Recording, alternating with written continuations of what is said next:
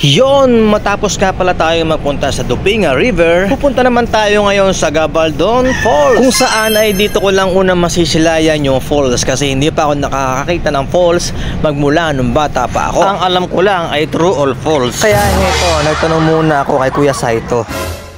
Kaya yan mga kapalabay, tinuro niya sa amin kasi hindi rin niya alam. Kaya sinunod lang namin yung tinuro niya. Kahit parang nawawala na kami mga kapalabay. Pero hanggat may daan, sige hindi mauubusan. Kaya dire-diretso lang kami. Hanggang may gasolina, sige bira. Wala lang kami mapagtanungan dito kasi wala masyadong dumaraan. Tapos wala masyadong bahay sa may gilid ng karsada. Kaya eto, nag-iisip na ako na bumalik na lang kasi baka naligaw na kami. Pero sabi ng kapatid ko, sige diretso lang kahit hindi namin alam kung saan kami pupunta. Nagdadahan-dahan na lang kami at humahanap kami ng tao na pwede pagtanungan. Pero sa palagay ko naman, malapit naman na kami. Wala lang, hinuhulaan ko lang. At heto na nga, nakita ko na yung signboard papuntang Tanawan Falls. Hindi lang masyadong kita yung signboard kasi nga medyo maliit. Kaya heto, dire-diretso lang kami at naghahanap uli kami ng pwedeng pagtanungan. At heto, may nakita kaming tao rito na pwedeng pagtanungan. Kaso nga lang, tumakbo. Baka akala yata riding in tandem kami. Ayan, medyo natawa lang ako dyan kasi nga si Kuya tumakbo bigla. Kaya ayun, kumaliwana na kami at nagdire-diretso at mahanap uli kami na pwedeng pagtanungan. At heto, napansin nga pala namin at maraming tao rito, maraming nakaparadang tricycle kaya pumasok kami. At haya na naman, nagtanong na naman po kami. Kaso nga lang, parang mali yung napasukan namin. Ito pala ay para sa mga mag-hiking, aakyat ng bundok. Diretso pa pala kami para mapunta kami doon sa Tanawan Falls. Kaya ayan, nagdire-diretso na kami doon sa may taas at natanong ko nga yung bundok ay para napakaganda. Maganda yung view rito, lalo na pag napunta kayo sa taas. Pag mula sa taas, kitang-kita mo rito yung dagat sa Dingalan. Ginagawa nga pala yung karsada rito kaya bumalik kami kasi tinatawag kami ng mga manggagawa. Kaya dali-dali nga pala akong bumalik kaso nga lang muntik na ako ma-Oscar. Kaya medyo na-advance ako dyan kaya sabi ko sa kapatid ko, talon!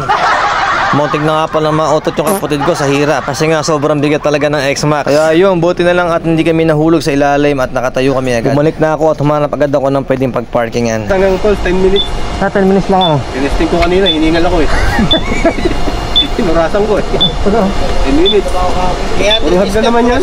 Kaya si Kuya, ayun, nakaupo na sa motor. Nung pala, galing na siya sa Tanawan Falls. At pagod na siya, masakit na raw yung bewa. Yung tuhod daw niya, lambot na lambot at nanginginig. At yung kami naman ang susubok. At ayun, shout out nga pala sa mga manggagawa ng karsada rito na nanghingi sa akin ng sticker at nagpa-picture. Nagpiling artista nga pala ako dito at piling sikat na vlogger. Hayaan nyo na, ngayon lang naman yan mga kapalaboy. Masarap pala sa pakiramdam yung ganito, yung nakikilala ka ng mga tao na kahit hindi naman ikaw. Sabi nila, kilala daw nila si Palaboy. Baka naman si Moy Moy Palaboy ang napapanood nila. Pero okay lang yan, at least nakilala na nila ako. Shout out nga pala mga pogi. Kung napapanood nyo ito, share nyo naman. Naubos nyo yata yung sticker ko. Hayaan nyo, pag sumikat ako, ibibili ko kayo ng sariling semento. Magmula nga pala rito mga kapalaboy, lalakad ka muna siguro mga 10 minutes bago ka makapunta doon sa may entrance. Medyo masakit lang sa tuhod kapag paakyat, lalo na pagka pababa. Hanggang ngayon nga masakit yung aking hita, 2 araw na nakakalipas. Pababa na nga pala kami rito mga kapalaboy at dito nga pala sa entrance ay magbabayad lamang kayo ng 20. Yung 20 na yon, only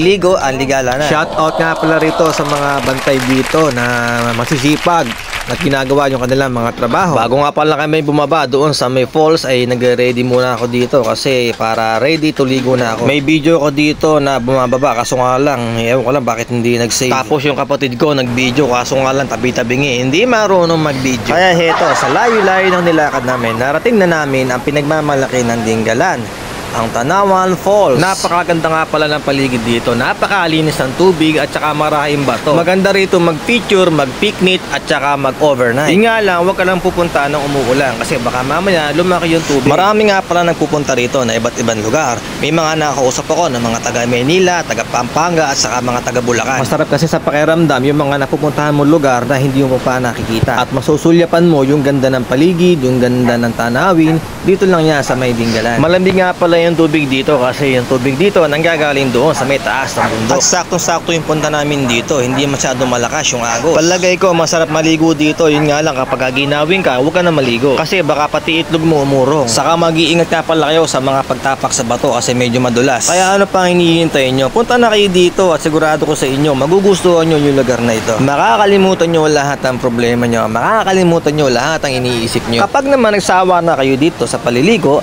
ay pwede na kayong magpunta sa may zipline. Magbabayad lamang kayo ng 250 pesos. Pero sobrang may enjoy nyo naman. Doon yung sa kabila, medyo malayo lamang yun yung mga lalakarin. Kaya kung gusto nyo ng adventure, ay magpunta kayo doon. Hindi na namin napuntahan nyo kasi nga medyo kulang kami sa budget. Kaya kung meron kayong budget, may enjoy nyo lalo yung pagpunta nyo rito. Kapag wala ka naman budget, dito ka na lang sa falls maligo. Bumabad ka na lang sa tubig hanggang magsawa ka. Kaya music, pasok! Panapanahon ng pagkakataon, maibabalik pa ang kahapon. Natatandaan mo pa ba nang tayong dalawa ay ang unang nakita? Panahon ng kamusmusan sa piling ng mga bulaklak at halaman. Doon tayo ay nagsimula mangarap pa tumula. Natatandaan mo pa ba inukit mong puso sa pulong mangga?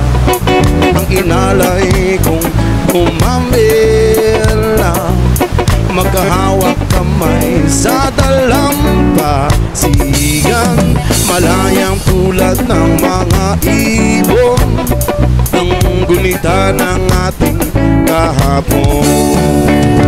Ang mga puno, halaman ay kabiyak ng ating gunita.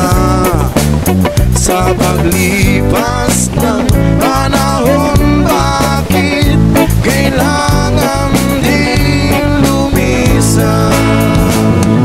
Panapanahon ng pagkakataon, maibabalik pa ang kahapon.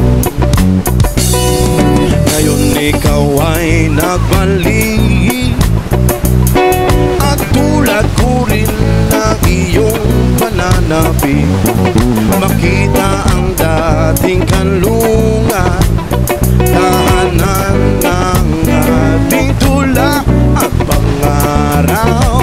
Ngayon ay naglaho na, saan hanapin ba? Lumilipas ang panahon, kabiyak ng ating gunita. Ang mga puno, halaman, bakit kailangang lumisan? Panapanahon ng pagkakataon, maibabalik pa ang kahapon. Natatandaan mo pa ba nang tayong dalawa ay unang nakita? Panahon ng kamo. Paano mga kapalaboy? Hanggang dito na lang. Salamat!